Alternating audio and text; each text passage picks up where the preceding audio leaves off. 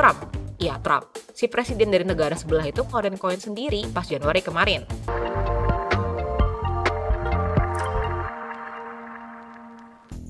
Guys, gimana libur lebaran kemarin? Udah pada recharge dong? Abis lebaran biasanya dompet menipis nih, bener nggak? Sekarang kamu bayangin deh, kamu punya uang 1 juta. Di luar uang kebutuhan kamu sehari-hari nih. Kamu bingung gak sih mau diapain uangnya? Mau dibeliin iPhone, tentunya nggak cukup. Mau dihabisin buat kilaf, sayang juga duitnya. Apalagi kondisi ekonomi sekarang lagi nggak oke, ya kan? Jadi better diapain uangnya? Coba kamu investasiin deh. Tapi Mbak Em, 1 juta tuh bisa dapat apa aja sih kalau divestasiin? Nah, lain jadi awal buat kebiasaan untuk manage keuangan kamu secara cerdas, dapetnya bisa macam-macam, di luar kepuasan batin juga nih. Sekarang Mbak Em bakalan bahas 5 jenis investasi. Yang pertama, reksadana pasar uang. Kalau kamu baru pertama kali banget mau mulai investasi, reksadana pasar uang ini termasuk salah satu pilihan yang paling aman. Risikonya rendah, terus bisa mulai dari 10.000 untuk investasinya. Returnnya bisa sekitar 5-6% dalam setahun. Jadi nih, kalau kamu masukin 1 juta, bisa dapat sekitar 50-60 ribu. Aplikasi yang bisa kamu pakai buat investasinya, tunggu. Heads up dulu, Mbak M gak disponsorin siapapun buat nyebut merek ya di video ini.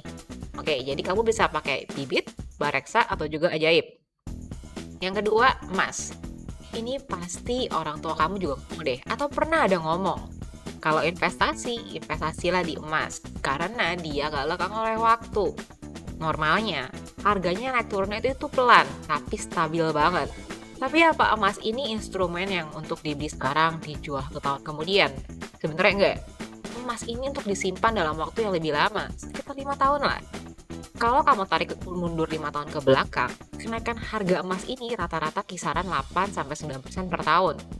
Kalau dibandingin ya, 31 Maret 2020, harga emas Antam waktu itu sekitar 931.000. Yes, Mbak M ngomongin ini Antam punya aja, soalnya apa yang dikenal kayaknya Antam. Tapi memang kenaikannya sekarang ini lagi signifikan banget. Bayangin aja, tanggal 31 Maret 2024, harga 1 gram emas Antam waktu itu 1.281.000. Nah, di 31 Maret 2025 harganya 1.852.000. Bedanya lumayan banget kan nih? Jauh di luar range 8-9% itu sendiri. Makanya Mbak M tekenin kalau kenaikannya sekarang emang lagi signifikan.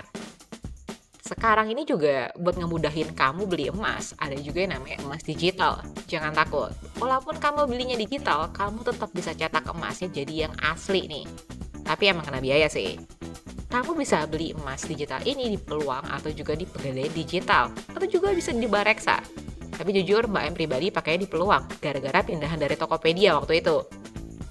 Kalau kamu mau beli langsung fisiknya, mereknya ada beberapa yang terkenal tentunya, seperti Antam, UBS, sama juga Galeri 24. Galeri 24 ini anak perusahaannya PT Pegadaian. Kalau beli fisik, tentu kamu nggak bisa beli 1 gram nih dengan 1 juta, tapi kamu bisa beli yang setengah gram. Kalau digital dengan 1 juta, di harga 1.825 ini, kamu bisa dapat sekitar 0,54 gram. Oke, nextnya yang ketiga. Ada deposito dan tabungan berjangka. Sekarang, buka deposito sama tabungan berjangka ini udah bisa secara digital. Even though Mbak M biasa ngomong, better deposito itu uangnya yang langsung, gak digital. Yang penting niatnya ada dulu aja deh buat kamu invest. Plus, sekarang mostly tuh orang-orang gak mau ribet. Belum lagi deposito di bank digital ini tinggi juga bunganya.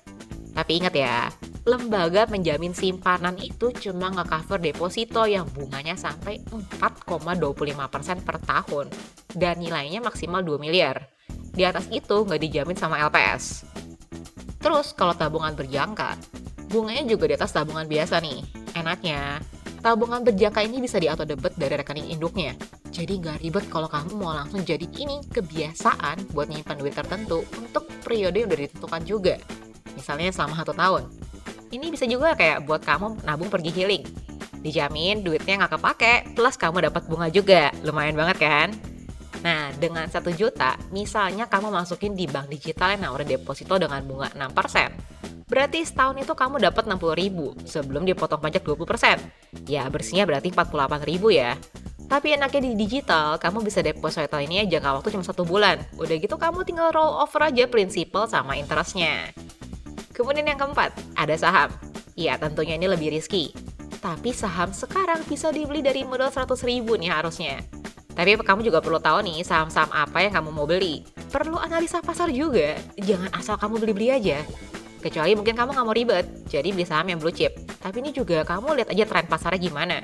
Kecuali kamu emang mau buat dapet dividennya bukan trading juga, beda case ya. Kalau kamu nggak mau ribet buat analisa, ada juga yang namanya robo advisor. Ini tentunya lebih risky lagi, soalnya nanti otomatis portfolio kamu diaturin ya. Bisa ada campuran saham, obligasi, sama emas. Tapi ingat, risikonya lebih tinggi lagi, soalnya kamu nggak atur sendiri. 1 juta bisa dapat saham apa juga ini macam-macam. Misalnya, kalau kamu beli BBCA di harga 8.500, berarti kamu bisa dapat 1 lot, yaitu 100 lembar di harga 850.000. Mau kamu pakai buat trading oke, mau kamu pakai buat nunggu dividen juga oke. Perhitungan dividen gimana? Nah, misalnya dibilang nih sama BCA-nya, kamu dikasih Rp300 per lembar saham dividennya. Berarti kamu dapat 30.000 sebelum pajak, dipotong 10%, jadi bersihnya 27.000. Nextnya ada lagi yang terakhir nih, yang kelima, yang paling beresiko, ada cryptocurrency.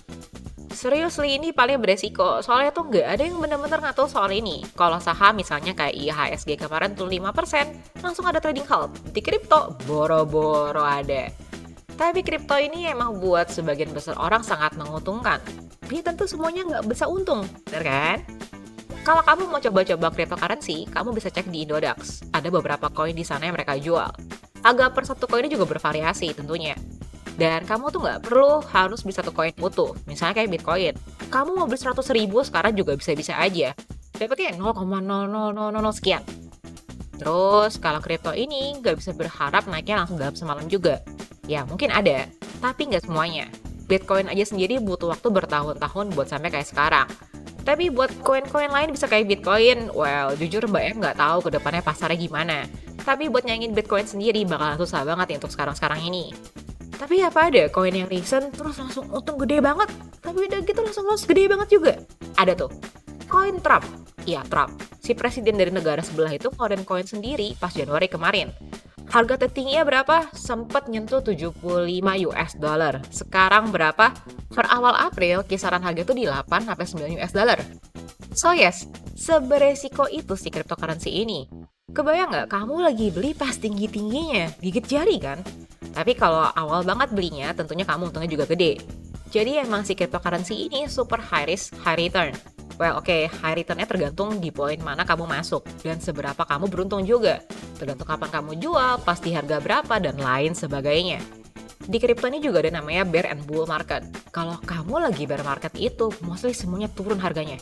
Ini sanggup nggak kamu ngeliat portfolio kamu merah semuanya? Nah, ini bisa jadi bahan pertimbangan juga ya. Tapi di luar 5 investasi ini, apa bisa dipakai investasi yang lain? Oh ya tentu bisa. Kamu bisa juga buat investasi ilmu atau skill. Ya, salah satu investasi terbaik buat investasi ke diri sendiri. Kamu bisa banget nih gunain sebagian dari 1 juta itu buat ikut kursus online. Misalnya belajar buat desain UI UX, copywriting, video editing, dan lain sebagainya. Banyak yang harganya nggak sampai 300.000. Atau kamu juga bisa beli buku-buku soal keuangan ataupun skill yang emang kamu minatin. Even nih kalau kamu mau jadi content creator, kamu bisa aja gunain ini buat upgrade peralatannya, misalnya mic clip on kamu, tripod, dan lain sebagainya. Nextnya mungkin pertanyaan terpenting. Apakah 1 juta ini diinvestasikannya ke satu produk aja? No, nggak harus. Diversifikasi itu boleh banget, malah Mbak M juga encourage. Jadi kamu lebih tahu mana yang lebih cocok buat kamu. Jadi kayak risk appetite kamu tuh seperti apa. So let's say kamu masukin 300.000 di reksadana, 200.000 di emas, dan 500.000 di saham yang bisa kamu beli satu lotnya harga segitu ya, nggak ada masalah. Atau kamu mau masukin sebagian di kripto juga, nggak ada masalah juga. Asal kamu tahu risikonya seperti apa. Yang udah Mbak M jelasin sebelumnya, soalnya di kripto tuh nggak ada regulasi pastinya dan juga very volatile. Dan untuk menutupnya, sebenarnya investasi itu bukan soal punya banyak uang baru diinvestasiin, tapi soal niat, kebiasaan, dan konsistensi. Gak perlu angan-angan, nantilah, tunggu ada uang 10 juta atau nominal tertentu. Mulai dulu dari 1 juta atau bahkan 100.000. Karena 1 juta hari ini bisa jadi langkah 1 juta harapan nantinya. Yang penting, mulai aja dulu dan konsisten. Konsistensi adalah kunci, oke? Semangat ya guys investasinya. Apalagi, again, kondisi ekonomi sekarang ini lagi nggak sebagus sebelumnya. Jadi kita harus pinter-pinter banget ngelola keuangan kita. Anyway, kalau kamu ada pertanyaan atau pengalaman pribadi soal investasi yang mau kamu share ke yang lain, tulis aja di komentar ya. Terus kalau kamu ada request buat Mbak Em bawain topik tertentu, share juga di komentar. Atau kamu bisa reach out Mbak Em di sosmed Mbak Em yang lain. Dan tentunya, thank you udah nonton video ini dari awal sampai akhir.